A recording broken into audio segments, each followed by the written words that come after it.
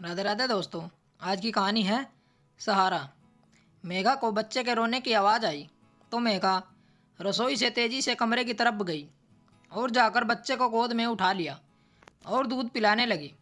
बच्चा दूध पीकर चुप हो गया, लेकिन वह सोना नहीं चाहता था। वह यहाँ वहाँ देखने लगा। मेघा की सास कमरे में आई और बोली, मेघा, पूरी रसोई फैली पड़ी है, बच्चों को सुलाकर साफ कर लेना। मेघा बच्चे को सुलाने की कोशिश कर रही थी। दोपहर का वक्त था। मेघा भी सोने लगी। बच्चा तो सो चुका था, मगर मेघा की आंखों में नींद कोसों दूर थी। वह अतीत में खो गई जब वह गर्भवती थी।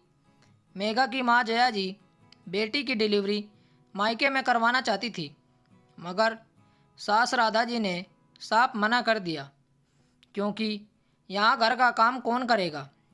जहाँ एक माँ अपनी बेटी के आराम के लिए सोच रही थी, वहीं एक सास बहू के काम की सोच रही थी। मेघा की शादी के बाद कभी भी राधा जी ने रसोई में कदम नहीं रखा और ना ही रसोई के काम को हाथ लगाया। मेघा की डिलीवरी में उसे बस 15 दिन आराम करने दिया। तब तक एक खाना बनाने वाली बाई लगा ली, मगर 16वें दिन बाई को मना कर दिया गया। मेघा की चुप्पी शायद उस पर ही भारी पड़ चुकी थी। मेघा बच्चे का लालन पालन करने के साथ साथ घर का सारा काम भी करती थी, जबकि उसे खुद अभी कुछ महीने आराम की ज़रूरत थी। 2 महीने ना सही, कम से कम 1 महीने का आराम तो राधा जी उसे दे ही सकती थी। जया जी भी अपनी बेटी की यह हालत देखकर मन मसोच कर रह जाती। मेघा कि यह सोचते सोचते जाने कब आंख लग गई, उसे पता ही नहीं चला। थोड़ी देर बाद राधा जी की आवाज़ से मेघा की आंख खुली। राधा जी चिल्ला रही थी, रसोई अब तक ऐसे ही पड़ी है। बच्चे को सुलाने गई थी और खुद भी सो गई। मेरी चाय कौन बनाएगा। मेघा अपने कमरे से बाहर आई और बोली, मम्मी जी, अब तो हद हो गई। जिस वक्त मुझे आराम की सबसे ज़्यादा ज़रूरत है, उस वक्त भी आप मुझे रसोई में लगाए रखना चाहती हैं। जब बच्चे को मेरी ज़रूरत है, उस वक्त आप मुझे हमेशा अपनी सेवा में लगाए रखना चाहती हैं। मुझे भी सहारे की ज़रूरत है।